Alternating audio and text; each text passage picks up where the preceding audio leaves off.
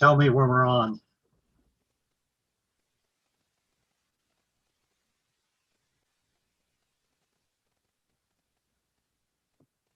Okay, we are now live. Okay. I will let the applicants into the meeting.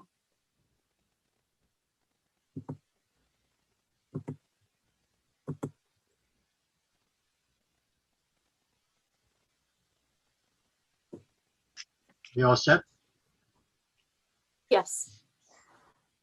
Okay, I will call to order this meeting of the Cheshire Inland Wetlands and Watercourses Commission at 7:31 p.m. Tuesday, July 20th, 2021.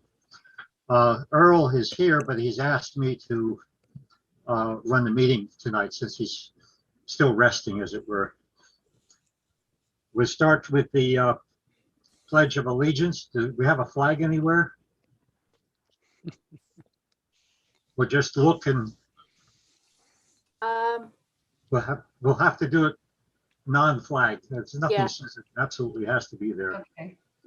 So let's say together, as you will, pledge allegiance to the flag. United States of America, and to the republic for which it stands, one nation, under God, indivisible, with liberty and justice for all. Carrie, could you call the roll?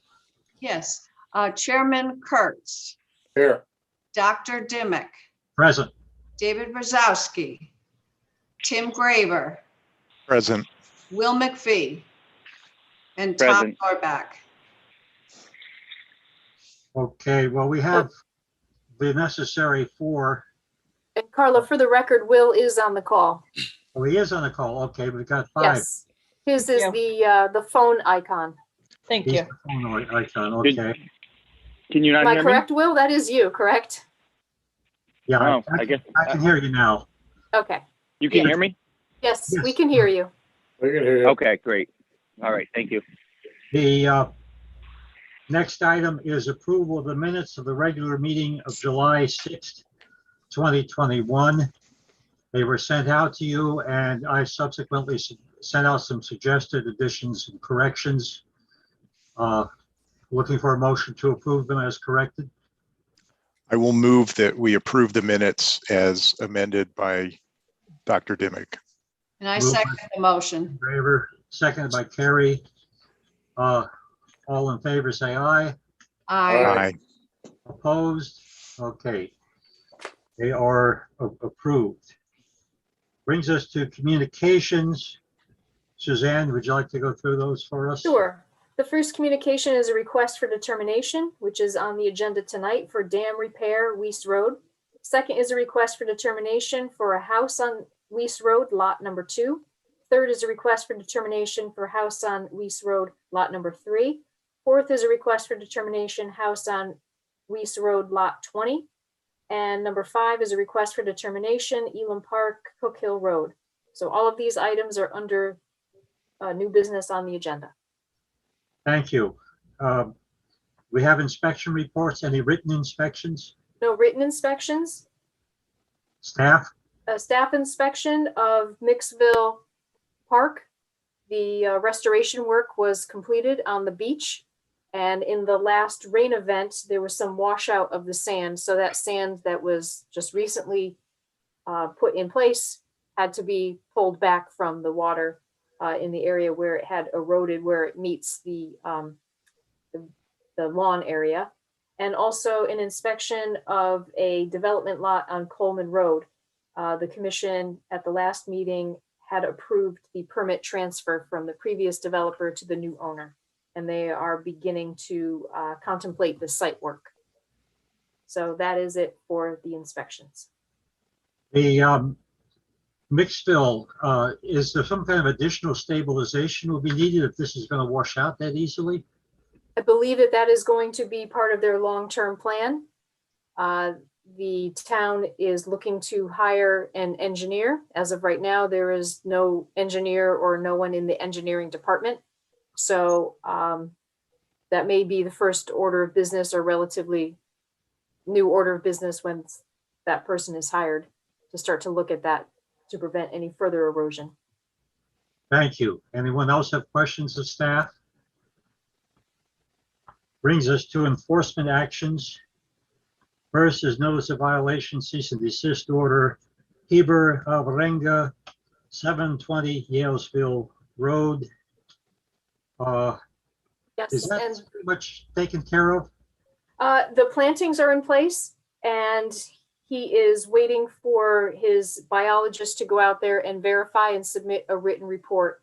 She did respond to him in an email saying that her work is backlogged, so so that he is on the schedule.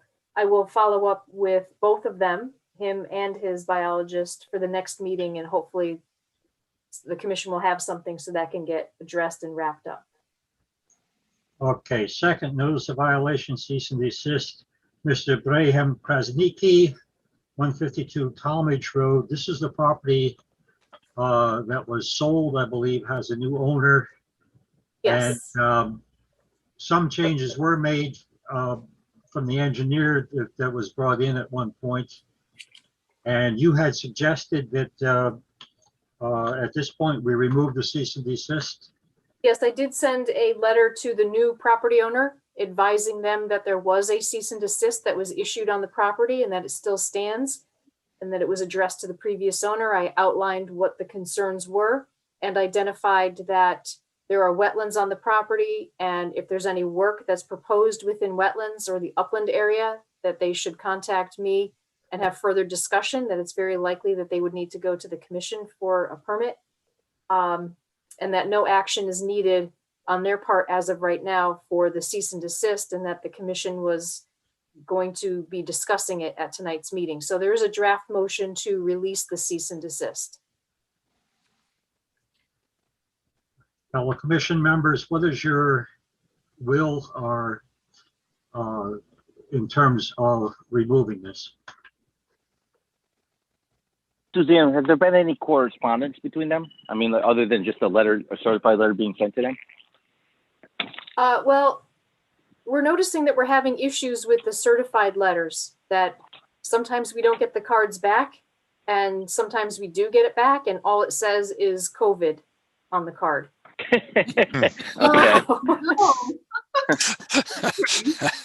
Jeez. So I then sent out another letter that was not certified. So I have not heard anything from the property owners, but I did indicate on there that there was no immediate action required on their part. Right. Listen, having a intimate knowledge of the situation, and I still have yet to meet them, so I don't feel in any way conflicted. I, for one, in this situation, feel that there should be a conversation had where and discussed what has happened and what cannot happen again in the future. But that's just my opinion versus a letter that can be misinterpreted or read the wrong way. I don't know how other commission members feel about that. Are you suggesting, Will, that we temporarily postpone action on removing the cease and desist till we make sure we have a communication with them? I am, and only because the site is complex, and it's not fair to them either. And I'm not in any way insinuating that the new owners have done anything wrong, but the site is very complex in that the pond is 20 feet from their house. Which is obviously a violation in today's standards. But I just think they need to have a understanding what the backstory here, what has happened, why it's happened, and what's happened, and know what they can and cannot do. And they may or may not know that. I just think that perhaps a visit on Suzanne's part would go a long way. And I'm sorry, Suzanne, I'm not trying to make your job harder, but I just think that it would better suit the property. That is a complex piece of property, if you will. Again, I don't know how other members feel that, and I'm all for if everybody else decided to release it and then wait for a problem, to occur. I'm just trying to prevent a problem from occurring. That makes sense, Will, to me. Yeah, I agree with that course also, that they at least give some confirmation that they understand what the history was, what the issues are presently, and what can and can't be done. Okay. Right. Okay, so It- I will plan to stop by the property then and have a conversation with them. We seem to have a consensus that we will postpone at least till the next meeting any action on this. Okay. Suzanne, thank you though for putting together the draft motion. At least we have it. Sure. That's something we can look at the next meeting. Thank you. Thanks, Will. Third, notice of violation, cease and desist. Mr. Michael Antonetti, 38 Carter Lane. We have, want to explain where we are at this, Suzanne? Yes, the corrective order was issued at the last meeting. Mr. Antonetti received the certified copy of the corrective order, and he contacted me that he has some questions, concerns, and suggestions of language that could be changed on the corrective order. I advised him that that is not anything that I would be able to do administratively. So he may be approaching the commission to ask for some changes. He said that he will think that over and get back to me of whether he's going to submit a formal request to the commission. Yeah, So he it's gonna does, have to be in writing if he wants changes. We can't just take a verbal on it. yes, yes. So he did also indicate that he plans on purchasing the plants or placing the order for the plants very soon. And he does have the planting date in October, to plant by October. So I will keep the commission posted on that. Item number 4, notice of violation, cease and desist. Michael and Amanda Clay, 42 Trout Brook Road. And how is that progressing?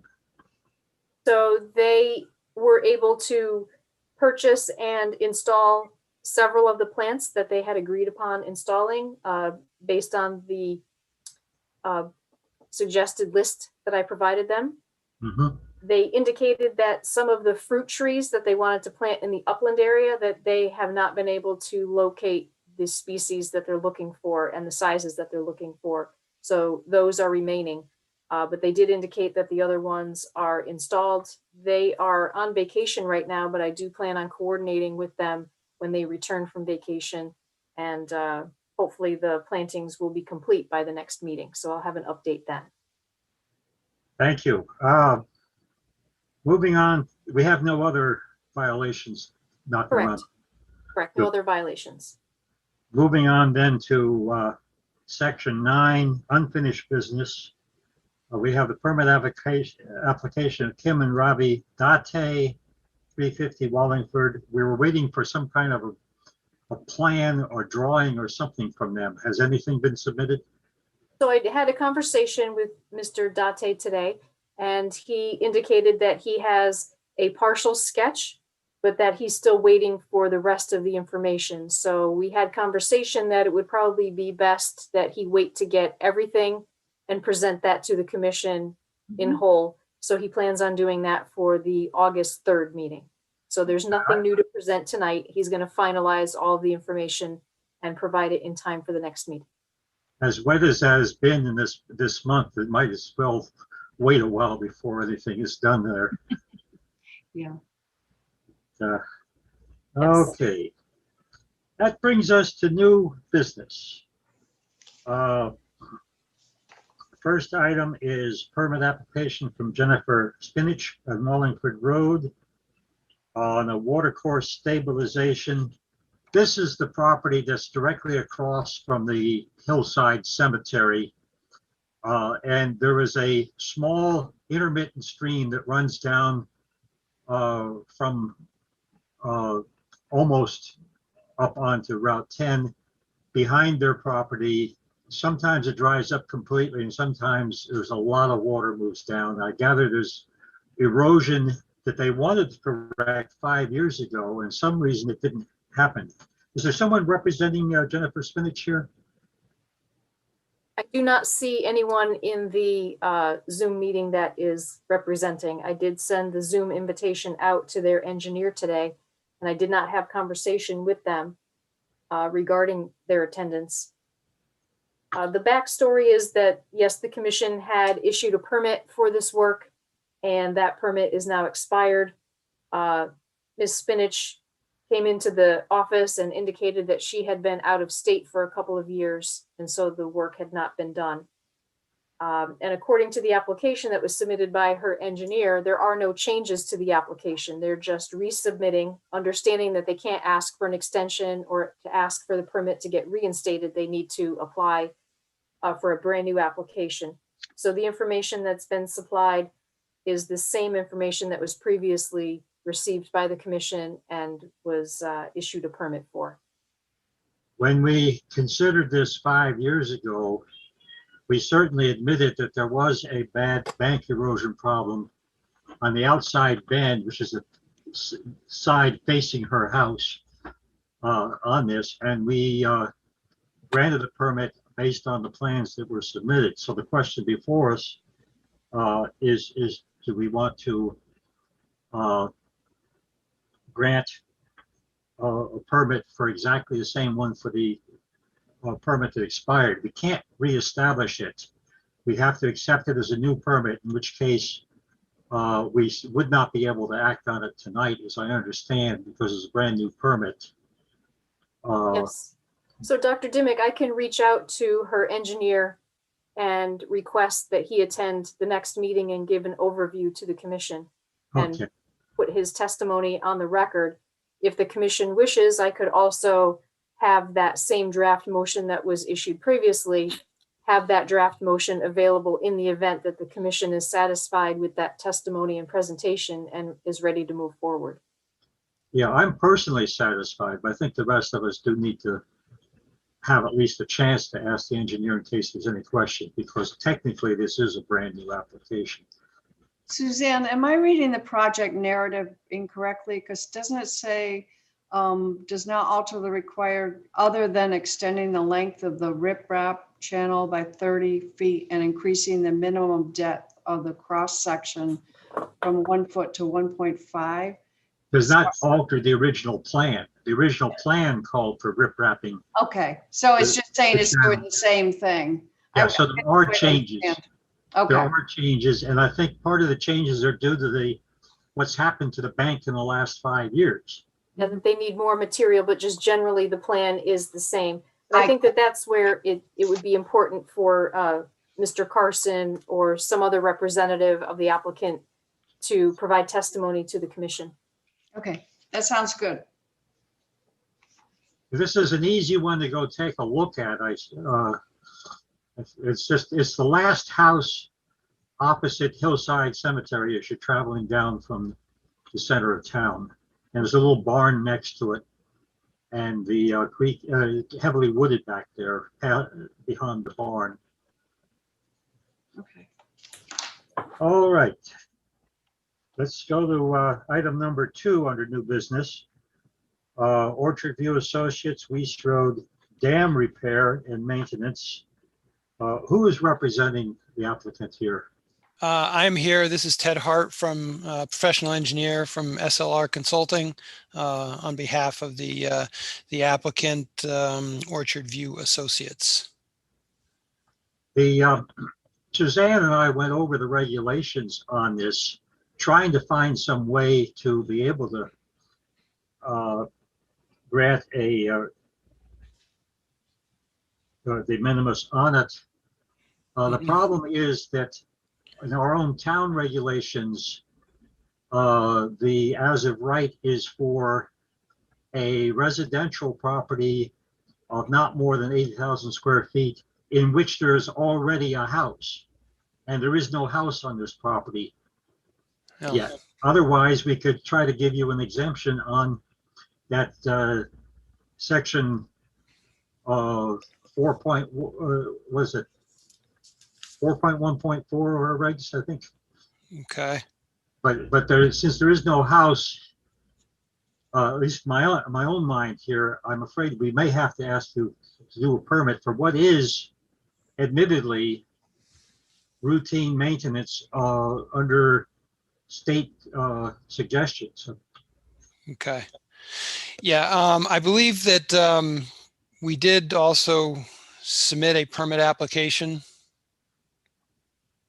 Correct. So that's Well, item I didn't 3. mean steamroller over the other members of the commission in making that statement, but so if anybody else in the commission wanted to comment on that. You want to clarify this, the state has essentially told you this needs to be done. Is that correct? Yeah, these are basically maintenance items. We're not doing any major repairs or anything like that. The biggest thing is clearing the dam. The state wants the dam, all dams, to be clear of woody vegetation, trees and such, and brush. We did notice a couple of areas that needed to be fixed up a little bit. It's got a little bit of a scour on top of the dam where some of the riprap has been washed away. But I just wanted to point out one thing. Well, we did I think the commission asked for us to do a dam inspection, and Yeah. we did that. We submitted the inspection report to the commission and also to DEP. And so, they have that. They haven't commented on it. These are relatively minor things. And the thing I wanted to point out was the dam, even though it looks like it's, a little bit old and dilapidated, it's got a concrete core wall down the middle of it. And that concrete looks like it's in very good condition. It's basically, basically that's what's holding up the dam. Even if you took the soil away from it, it would still, that concrete core wall would remain and hold up the dam. But anyway, we do recommend several items to be done, replacing some riprap in the area where it was scoured about 25 feet to the east of or to the south of the spillway, and then place riprap and some native boulders at the base of the spillway apron. The spillway comes down, there's a grouted riprap apron, a very short, probably 7 or 8 feet. And then there's a little bit of erosion at the end of that spillway apron. And we thought it'd be a good idea to place some boulders right along that toe, just to keep the erosion in check. So they're relatively minor, but that's, if you want a permit, that's okay. We've I submitted think it'd be easier all around because I was trying to find your loophole. I couldn't find it. Okay. You do need to check with the state as to whether you need to get permit from them. They have a general permit for that sort of thing, Right. which is under the circumstances, I think is almost automatic, but you may have to check with them on Right. that. A lot of times on these small, this is a low hazard dam, they just turn it back over to the local wetlands commission. Okay, I just want to make sure that we don't get into any trouble. Okay. Cross all the T's, as it were, here. Okay, so we'll change that to being a actual permanent application. We're moving then from new business item 2 to new business item 3. Oh, wait, just excuse me, Dr. Dimick. So are you saying that the commission made a decision on number 2 that this is not a Oh, determination? I'm sorry, I'm cutting people off again, a steamroller. You're just being efficient. Yeah, We're unfortunately, determining that a permit is necessary, correct? yes. Move for that? Yeah, you want to move I to second. Move for that. I second. Moved I by second it. Terry and seconded by Tim, by Will, I guess it was. Seconded Yes, by Will. Will. Yep. That's Will. All in favor, signify by raising your right hand. Aye. Opposed? Okay, so that's official. So that takes care of 3, and we already have plans of what you're going to do with that, so I think we just move right ahead. Yep. On that. Do the other commission members see anything else that need to be added to what we've received on this for Suzanne to draw up a motion? Yeah, Dr. Dimick, I would like to go out and take a look at this before our next meeting. That's a good idea, and I'm sure there'd be no problem doing it. It's fairly easy to find. Yeah, right off of Weiss Road. Yeah, I appreciate all the pictures and the descriptions. I just think for my own benefit, it would be good to visually see it and match up the description with what's actually there. Okay, yeah, I guess I'm very familiar with it myself. We had it in a couple of applications if we looked at it. Yep. Where's tick protection? There's a lot of low underbrush there that's full of ticks at the moment. Yeah. Yep. Okay, good advice. Yeah. Anything else? Okay. That brings us, let's see, item 4 under new business. This is Weiss Road, Lot 2. And this is one that, when we granted the development, we asked that certain house sites come back for individual approval. And this Lot 2 was one of them. Do we have something to put on the screen? Do you have Ted, something, would you like Suzanne? to share? You want me to share? Okay. Yes, you have that ability, that it's on open for people to use. Okay. And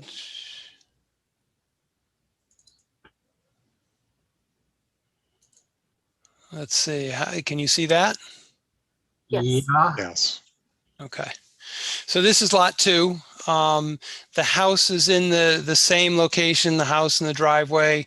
There's no encroachment into the upland review area or wetlands. The septic system is in the same location.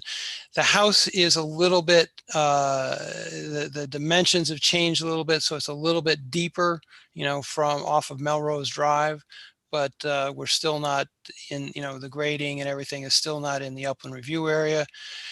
The one thing that we did show, and I think this was on the original subdivision plan, is a access way down to the pond. We wanted to show a defined area and put some some kind of definition to that, so that people didn't just try to clear down to the pond. It would give them access, but not allow them to clear the whole area. What is that access? I mean, what? It's 20 feet wide. It'll just be grass. Oh, okay. Yeah, it's not, no, it's Not nothing. like a road or a No. sidewalk? No, okay. No, just to be able to go down and see it and, maybe fish or whatever, but, give them walking access down to the water. So it's just clearing of brush or Yes. vegetation, Yep. no other site improvements or disturbances. No grading, no, right. And this certainly, when we granted the original permit, the concept of having this for this lot was part of, at least in concept. Okay. Right. And if I'm reading the map correctly, it just impacts the upland review area. Whoops. And terminates at the wetland boundary. Is that correct? Yes. Hold on a second. I clicked on something I shouldn't have here. I think the wetland boundary's been within 2 feet of the edge of the pond. Of the pond. Okay. Yeah. That's how I'm seeing it on the drawing. So Yeah. there won't be any disturbance into the wetland itself. It's just the upland review with the clearing of brush. Right. Yep. So the question in front of us right now is request for determination whether this site plan, which the original site plan was approved, except they had to come back in front of us. Is there anything here that requires a further permit? So all these activities are being done by hand, is that correct? Did I hear that properly? They probably could be done by hand. I'm not sure. I don't think there's any heavy equipment going in there, because this is just brush in this area. So there's no soil disturbance in any way of like Correct. excavators or No, nothing like that happening. No grading, no excavation, no. Or trees to be cut, or is it just brush and scrub? I think it's mostly brush and scrub. If I can remember correctly, basically from the dam to the east along the pond is mostly just high brush and rose bush. I think we need to be clear there are no trees that are going to be taken up. Okay, that's fine. Yeah, and no offense, I'd like a little bit more clarity on the actions and how it's happening. If it's just hand clearing and what have you, then I have no issue with it. But I don't want to say I think and I'm not sure, and then have them come back and then there's many excavators in there digging and cutting. No, well, if you want to make that a condition, that's fine. You know, we can basically tell them that, you know, it has to be cleared by hand. Well, the problem is if there's a request for determination, we can't set that. We can't say you don't need a permit and set conditions at the same time. Suzanne might or might not have a suggestion at this point. I know she's got a real problem with not having a permit and then setting conditions. Right, the commission is not able to set any conditions for the determination. It's just a matter of what's provided. Now, the commission could take the testimony from Ted, and that can be referenced in the determination letter, because it's something that was offered that it would be done by hand. So the commission could incorporate that to say that, well, that's part of the proposal. And I can specifically mention that in the determination letter, not as a stipulation, but to say this was the testimony that you provided. Mm-hmm. And that there are no trees, and that there are no trees that are going to be cleared or cut. Yeah. So the motion looking for determination of not needing a permit would say the commission, having received testimony from the developer's engineer, that no trees will be cut and no grading will be done, finds that a permit will not be needed for the work being proposed. And also that the clearing will be done by hand. Is that, Will, what you were referring to? And that the clearing. Yes, because I just don't want any machinery disrupting soil. That's all I'm worried about. Okay. So we're also showing the markers too. I was just looking at that. We have 4 markers, on each, 2 on each line. So we're going to mark the limit. So if we pass this in this form, Suzanne may work with Carla to clarify the language before it finally meets the minutes. Okay. Well, yes, Dr. Dimick, the minutes are one thing, but in the letter, I will specify what was provided tonight in the proposal and what the commission heard testimony regarding. So I will list those things specifically in the determination letter. Okay. Is there anyone that wants to move my wording there? I'll move it. Moved by second Will, seconded by Carrie from the looks of it. Any further discussion? Sensing you're ready to vote. All in favor, say aye and raise your right hand. Aye. Aye. Opposed? Unanimous of commission members present that we have determined that a application is not necessary for this lot 2, which means we, Ted, on the basis, on behalf of your applicant, you want to withdraw the permit application? Yes. Yep. Okay. Yep. For lot 2. Correct. Moves us to Weiss Road, lot 3. I don't guarantee the same result, so let's see what we got here. Hold on a second. Let me pull this up. Okay, this is lot 3. Can you see that now? Yeah. Lot 3? Okay. So in between lot 2 and lot 3, there's the detention basin, but this is lot 3. It is similar. There's no disturbance in the upland review area. The houses and the driveway are in the same location. The septic system is in the same location. And we're not asking for any access to anything through the upland review area on this lot. So it's basically the same thing that we had on the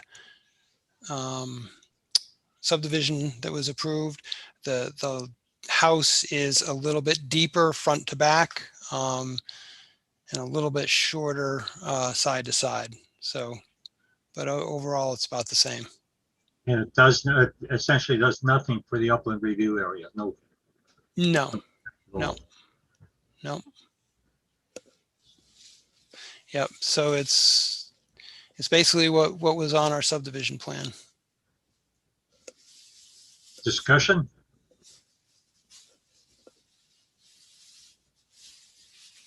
Doesn't appear that a permit application will be necessary.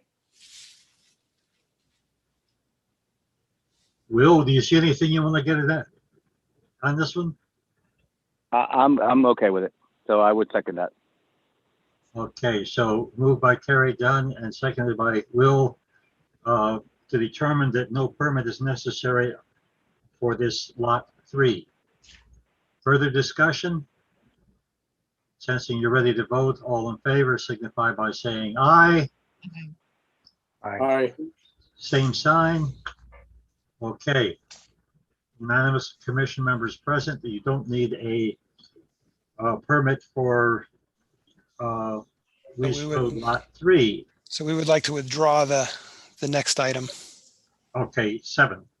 Yep. I think the permit application for Lease Road Lot 3. This moves us to 8. Request for determination Lease Road Lot 20. This one may not come out the same. Let's see what we've got here. Okay. So again, the house and the driveway are in the same location as we had shown originally. Septic system is in the same location. We have no disturbance in the upland review area.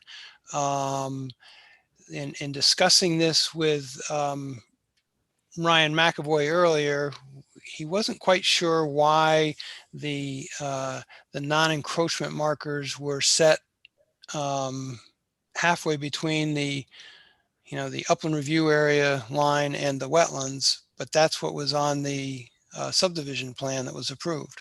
So that's it in a nutshell. I don't have anything else to add to this. Okay, I seem to recall here, folks, and correct me if I'm wrong. And Charles, you have a better memory than me. You're much my elder. Didn't we straighten out this non-encroachment line to make sense? The reason that the discussion we did that. The discussion that we had on this was pointing out that this particular wetland was mostly a low wet swale as opposed to being a swamp. And it's all mowed. This is all mowed. It's all mowed. And as such, there was an argument at the time that perhaps we did not need as much of a protection for the area, considering that we did not have a water body, we did not have a swamp, we did not have woods, we had essentially a wet meadow condition. And I think that's why we may have, and I don't guarantee I remember, why we may have allowed the upland review area, the non-encroachment to be closer than the 50 feet. Oh, I heard that wrong. I misinterpreted it. I thought it was greater than the 50 feet when he was just saying that. My apologies. I'm visually impaired right now, so I meaning that I don't see the maps on the screen. So I misinterpreted that. I apologize. Yeah. Yes. Well, so just for the record, Will, they're proposing to reduce the 50-foot upland buffer area to reduce it to 25 feet. So that the lawn would be 25 feet away from the wetlands. as Yeah. opposed to My 50. apologies. I misunderstood that. Okay, my apologies. It's kind of a hay field now. And Right. Okay. and Suzanne, am I reading the letter that was in the packet, the staff analysis, that it's already cleared to the wetland boundary? So the clearing is already done all the way up to the wetland beyond the 25 feet now? It's That always is been what that way. the plan shows. And as Yeah. far as cleared, that's in reference to the legend that shows the clearing limits, and that usually refers to trees and shrubs. So it would not indicate necessarily where the extent of the meadow is. So what we're looking at on that site plan where it shows the cleared limit, that, from what we're hearing from Ted, is that is a hay area or a meadow area. Yes. Yep. Okay, so has clearing been done, or is clearing already It been was done? existing. It was was prior existing to the clearing. application, so It was a- little vegetation there now. it was a farmer's hayfield. Yeah. Okay. So,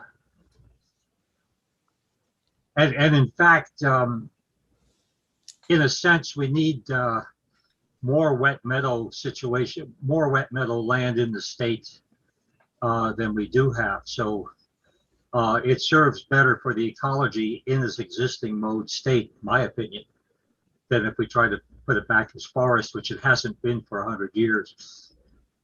Mm-hmm.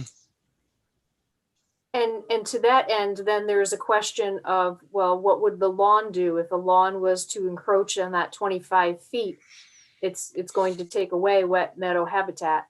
Yeah, there is that problem. So if the commission is curious about this, the commission could postpone making a decision on this tonight, and I can get the minutes from the previous meetings where that subdivision was reviewed by the commission and see if this specifically was addressed. Now, even though this is what is shown on the subdivision plans, and those subdivision plans were approved, the approval said that the individual lots had to come in for their individual permits. So that means that what was shown during the subdivision time, that the commission is not holding them to it. So the commission didn't necessarily give permission or sanction any buffer zones or anything like that during the subdivision process. So there may have been discussion previously, an inquiry as to why things were laid out the way that they were, but that's not binding during these proceedings necessarily,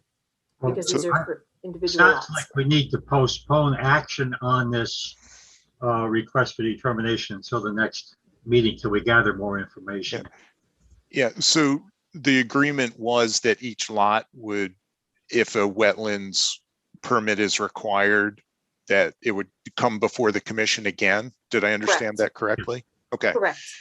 What, does anyone know the condition of the wet meadow or the wet grassy area presently with all the rain that we've been having? I mean, is it still just wet meadow grass, or is there standing water there now? Or does anyone know? Yeah, well, the actual I have wetland, not been out to the site during. the actual wetland area there would hold water occasionally, historically, but the non-encroachment area is technically not wetland. And Right.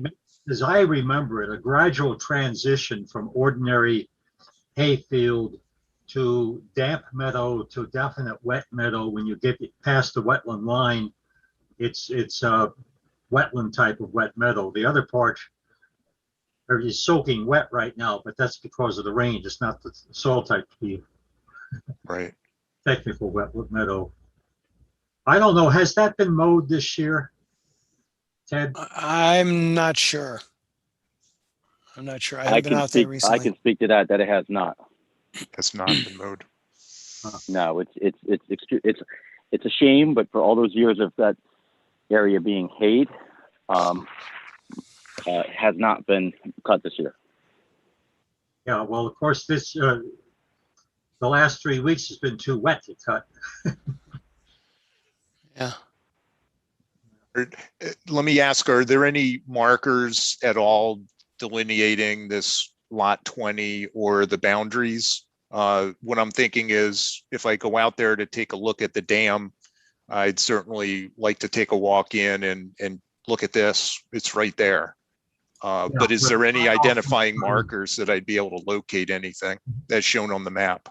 I don't know if the wetland markers are still there, because if they've done any mowing, the previous years, they've probably, the wetland flags may be gone. So It's easy to find, and it's the low spot to the west of Weiss Road as you go down. When the boots start to stick into the ground, yes. Okay.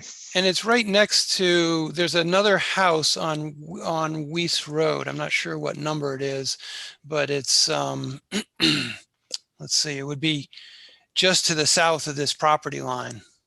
That's the house with the barn next to it. And this lot is immediately to the north of that? I don't think there's a barn here. No, I'm thinking of somewhere else then. Yeah, no, I think there's a house and a barn at the corner of Academy Road and Weiss Road. And then there's one more house going down Weiss Road before you get to this property line right here. Okay. Ted, would you be able to stake out the basic geometry of the lot, especially that it's viewable from Academy Road? Yeah, I think so. So we could do that. So we'll find out when you've done that, and then we can look at it after it's been staked. Yep. We'll contact Suzanne. Yep. She'll contact us. Maybe we'll stake out the lot, and while we're there, we'll just identify some of the wetland flags also. Yeah. If they're not there, we'll put some back. Okay. Because that's going to be on hold till next meeting, and that also means that item 9 will be on hold. Yes. Which is the permit. Suzanne, are we ready to move ahead to 10? You can tell us what's going on there. Thank you very much. Thank you, Ted. So item number 10, this is on the agenda just to be received at tonight's meeting. This will be presented at the next meeting on August 3rd. So there's no discussion or information available tonight. Okay. Did we just lose? Something changed on my screen. I couldn't figure out. Ted Hart left the meeting and he took his information off the screen. I just took the maps down. Yeah. I was looking at my paperwork and saw the screen change. Didn't see what happened. All right. So item 10, we will postpone activity until next meeting. Brings us to item 11, request for determination, Elam Park, Cook Hill Road, infrastructure improvements. And I gather that, is it Mr. Thomas that is presenting on this one? That is correct. My name is Henry Thomas. I'm a landscape architect and principal with the LRC group.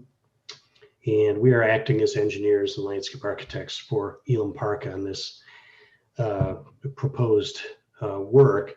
Essentially, it's a generator. Is it okay if I jump in and start? Yes. I didn't ask. Yes. Okay. It's a generator upgrade and replacement project.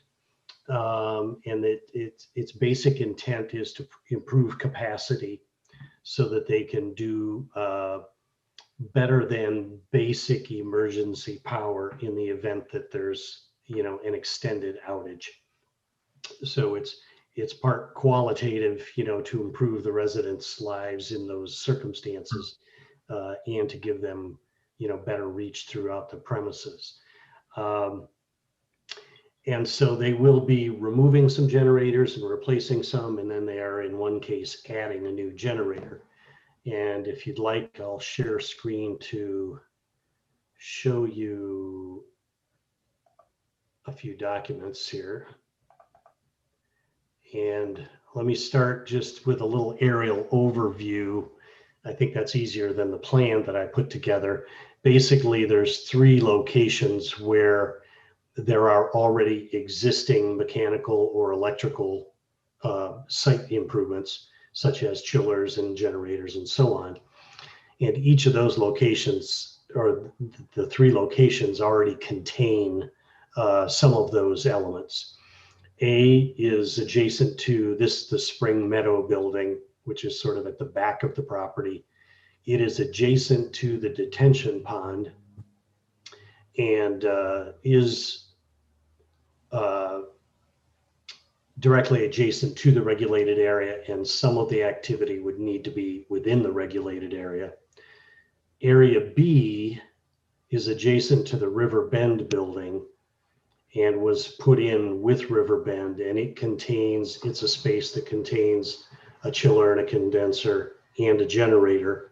And in that case, the generator is being upgraded to a slightly larger one. It is activity that's outside of the regulated area, but it's right next to the Mill River and right next to the regulated area. So we wanted to put that in front of you so that you could see that. The third area is adjacent to the Village Green and the Mountain View building. So this is their primary loading dock area. And there's an enclosed fenced area that's, again, got a big condenser unit, or a chiller in there, I'm sorry, and a transformer and a generator that we want to upgrade. So in terms of walking through in a little bit of detail, this is the Spring Meadow building. And essentially, and I don't know how familiar anybody is with going around back there, but there's basically a perimeter road around the whole property. Outside of that, on the north edge, is the existing detention basin. And that is not necessarily a wild and woolly basin. It's relatively well manicured around it. But we've offset the water body by 50 feet and to establish this darker line as the regulated area. You can see that in the existing condition that loop road passes through that 50-foot distance. So the road is paved and curbed. There's an improvement in the guardrail that goes around. There's several light poles. There are also some storm utilities that are in the road and existing electrical utilities that are in the road and within that regulated area. The red lines here represent a new duct bank that would go to the wellness center, and a new duct bank that would go south, and in between a number of buildings and backfeed Spring Meadow and Andrews Knoll and a couple of other buildings on the other side. I'll zoom into this area. I have an enlarged sketch. So this is where that southerly duct bank runs into that cul-de-sac between Mallard Mill, Spring Meadow, and Andrews Knoll. Typical duct bank, again, is probably about 12 to 15 inches deep, 18 inches wide. They vary from circumstance, depending on how many conduits are in them, but generally speaking, nothing is more than 18 inches wide. And those would be about 24 to 30 inches deep. So generally, those are going to be, higher than any storm utilities or sanitary utilities, et cetera. Now, in terms of the detail where this area is, again, here's the pond. The heavy dark line is the regulated area. This is the curb line of the existing loop road. And then this is a fenced area where there's an existing chiller and an existing generator. And that's directly adjacent to the community gardens, which is also fenced, but the generator and chiller are enclosed by a solid fence. The community gardens have an open mesh fence. They have an existing gravel path that is outside of this enclosure that goes around and goes into the community gardens.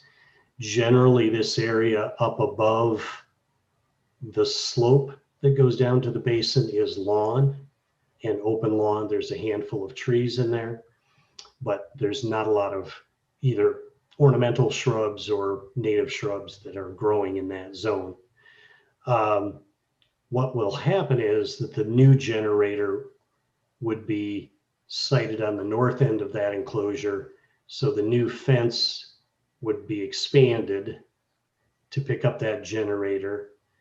We're showing that this gravel path would be reconstructed in the same location, just because that's likely the route that they will take to crane in and drop in the generator and do the activity. So we would reconstruct that gravel path and run it around the new enclosure to the same gate.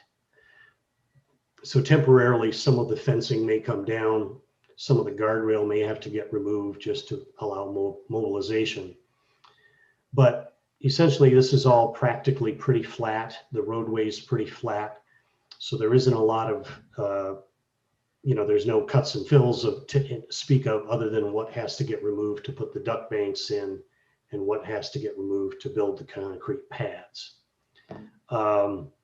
Associated with this generator also would be a distribution panel, and that's because this is a 600 kilowatt generator. It's big enough to need a distribution panel to separate the power into the two duct banks. What we are showing here, and again, this wasn't a full-blown permit application, but we wanted to show you that our intentions would be to secure that area with silt fence outside of the activity. So that silt fence would be above the top of slope, so it wouldn't be chasing it down slope. But that would just give us safeguard for anything sediment-wise that might get released. All of the duct bank work out here is in the existing paved area, so it's already separated by curbing from any slope that runs down to the pond. But we are suggesting that any of the related catch basins would have silt sack installed. And actually, if I go back a couple of diagrams, basically these 5 catch basins would all get silt sack during the construction period. I don't think the duct bank work would be terribly lengthy, but the generator probably will be a little bit longer as far as an open site goes. When we're done, what will exist in terms of the roadway will be the same as what exists now within the regulated area. This one piece of an improvement that would be new, I'll try to zoom in here, would be this line represents the new fence, the new solid board fence. So right in here, we're basically right on the regulated area, and we would be installing a little bit of gravel path inside that regulated area to get to that existing gate. I do have a few photos of that area if you're interested in seeing that, just to get an eyeballs view of things. Yeah, Henry, before you go off of the drawing, where is the diesel stored? The diesel fuel? It's a belly tank underneath the generator. So the generator is this shaded part, and the belly tank is the larger red rectangle. The dashed lines just represent air intakes or exhaust that sweep up, so they don't sit on the pad. But the belly tank would be that bigger rectangle, basically to match the pad. I don't have the depth offhand, but it's probably 24 inches tall or so. I think they were looking for 72 hours. So in the event that the generator would be run longer than the 72 hours or the capacity of the diesel tank, there would be refueling of the diesel generator required? Correct. Yes. Okay. Right. What secondary containment or prevention of any of that diesel during the refueling operation, or even of it being stored in the tank ready for service? What secondary containment or spill prevention is present or proposed that would prevent any of that from getting down into the water impoundment area or into the wetlands? Well, I'm pretty confident, but not totally confident, I have the material available to me, but I'm pretty sure these are double walled tanks. So as a standing tank, it would be akin to, any other above grade diesel, or fuel oil storage. As far as a refilling incident. We are not at presently proposing any kind of a secondary containment. I'll be honest with you, I don't know if that's required or not required as a general course of events. So I don't, Yeah, I just don't have an adequate answer. It's an excellent question. I don't have an adequate answer for you. Especially for this location, given its proximity to the upland review area and then into the wetlands. It's very close. And the possibility of a spill or a leak during a refueling is somewhat likely. You know, I think, oops, I'm sorry. I leaned on my keyboard here. I think we've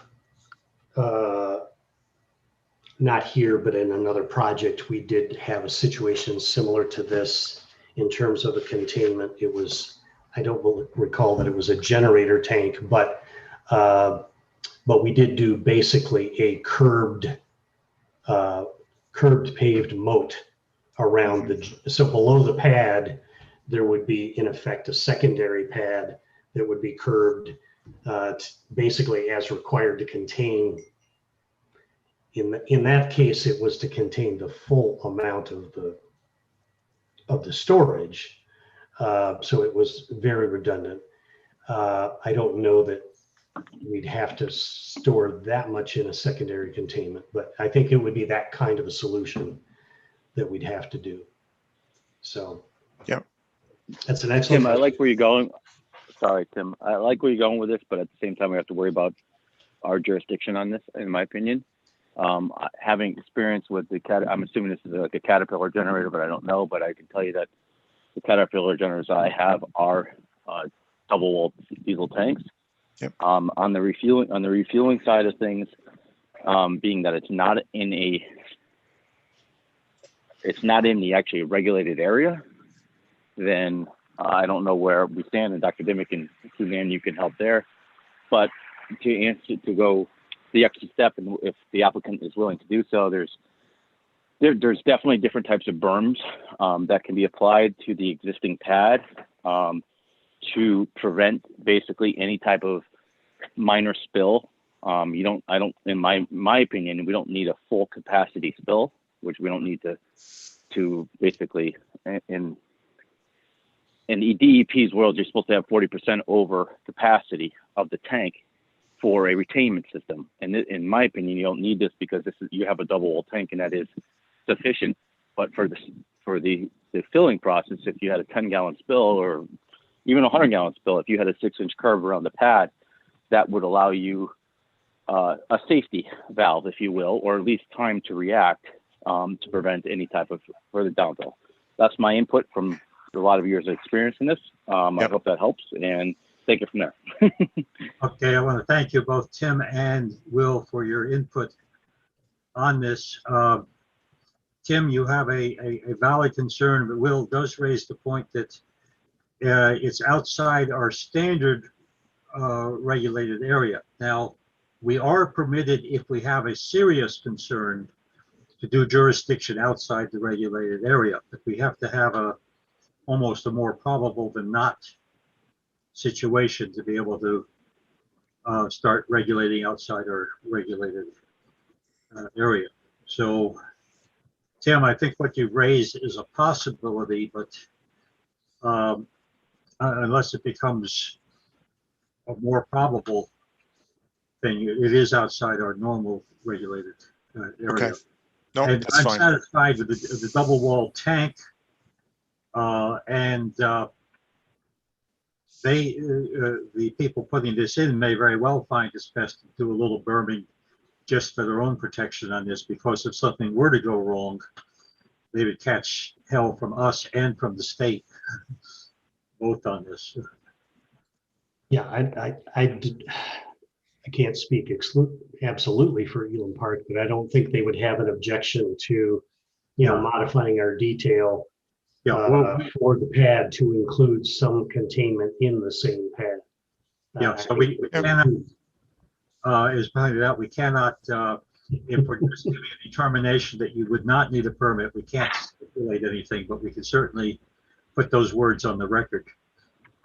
So just as a suggestion and experience, the new extruded concrete curbing that they're using for developments that can be applied on top of an existing pad is relatively inexpensive, would suffice as far as, well, in my opinion, would help tremendously in containing a short-term spill. How's that? Yeah.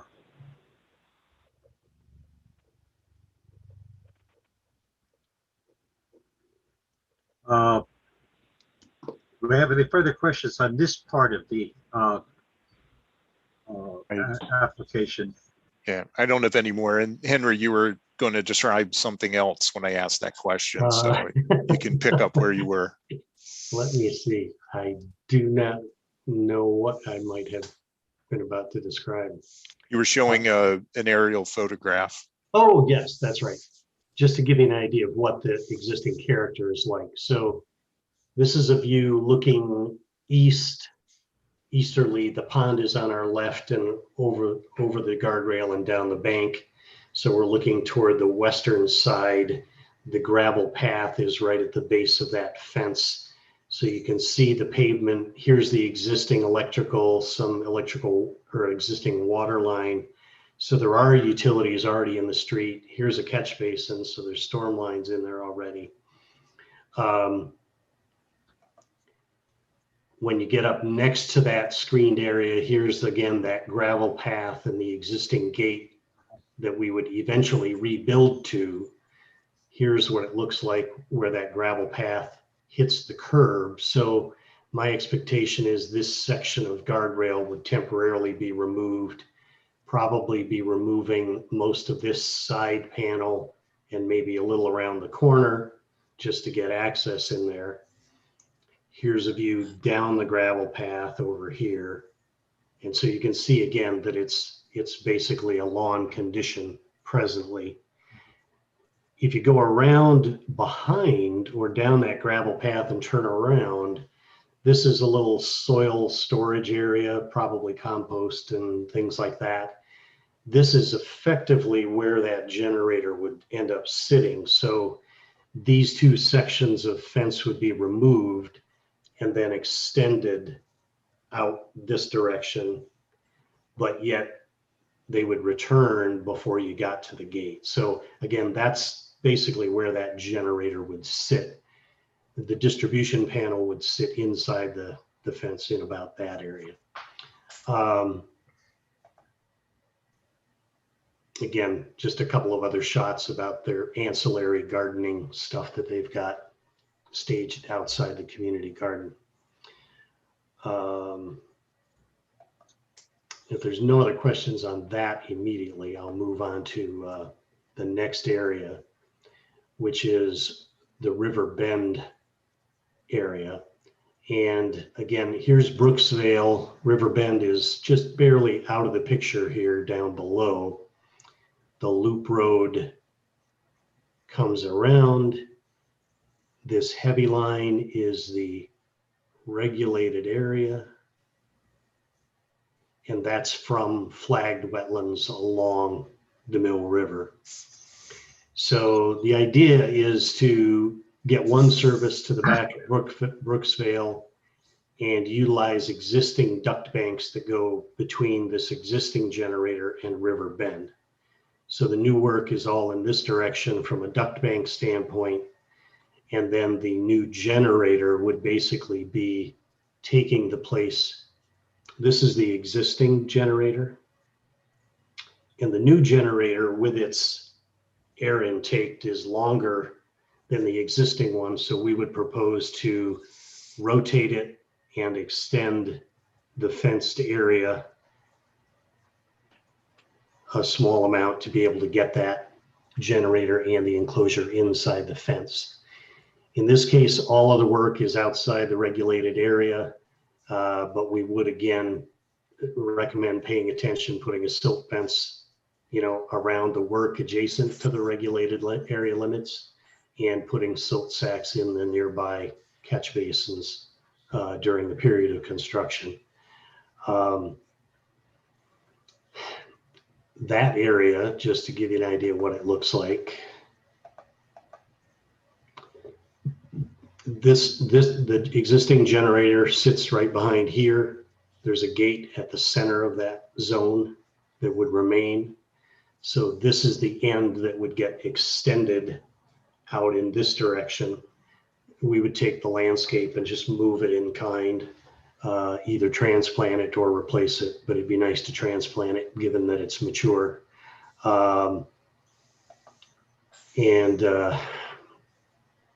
That's really the short story on that one. So we flagged that one to you just based on proximity. This is gas fired, this one? This one is gas fired, right. Mm-hmm. The reason that the other one is oil fired is that gas fired generators at the scale that they're talking about for that generator are really cost prohibitive and rarely made. So in this case, it's very common for a 300 kilowatt generator to be gas fired. So, and since there's gas already here. The third area, near the cul-de-sac and near the loading dock at the Village Green, is all within an existing fenced area, which may have to grow just a little bit. Their intentions are to replace this chiller with a more modern unit that is smaller, and that would yield enough space that we can site 2 generators within that fenced area. One of them is a new generator for Mountain View, and then the larger one is a replacement for a small generator that is located inside Village Green. But again, this is many, many hundreds of feet away from any regulated area.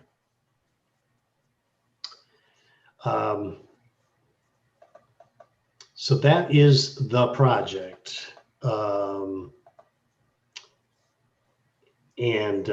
It sounds like from our conversation that I could come back with better information for a second request. Is that kind of a short answer or a short solution? Well, just from the standpoint of administratively managing this, you wouldn't have to withdraw anything. The commission would just leave it open, and then you would be able to submit additional information if the commission deems tonight that they would like further information. Okay. So is it safe to say that if we can provide further addressing of a containment solution, that would be the kind of information I need to come back with? Any other member of the commission have anything else they wish to have addressed on this? No, I think that would be beneficial if the applicant is willing to do some type of containment on that. I don't honestly know if it's required, and I don't mean to be that way, but I think it would definitely make all commission members, I can only speak for myself, feel better about this, if that makes any sense. Yes. It certainly would make me happy. I don't see, other than that one question that was raised, I don't see any problem myself on the rest of this. No. Essentially all outside the, even if someone's just barely outside, all of us outside our usual review area. And other than that, I don't see anything where we would require a permit on this. Any other comments? No. No. All right, we're just for that one little thing, then let's postpone this to the next meeting. We'll pick up a little bit more information. And I feel fairly certain with that we should probably take care of the request for determination at that point. Okay, we'll follow up. I appreciate your attention and your comments. Thank you very much. Thank you. Suzanne, Yes, does that fulfill our obligations for the evening? that is it. There are no further items on the agenda. Any other member of the commission want to bring anything up before we go? I don't think so. Okay, in that case, I adjourn this meeting at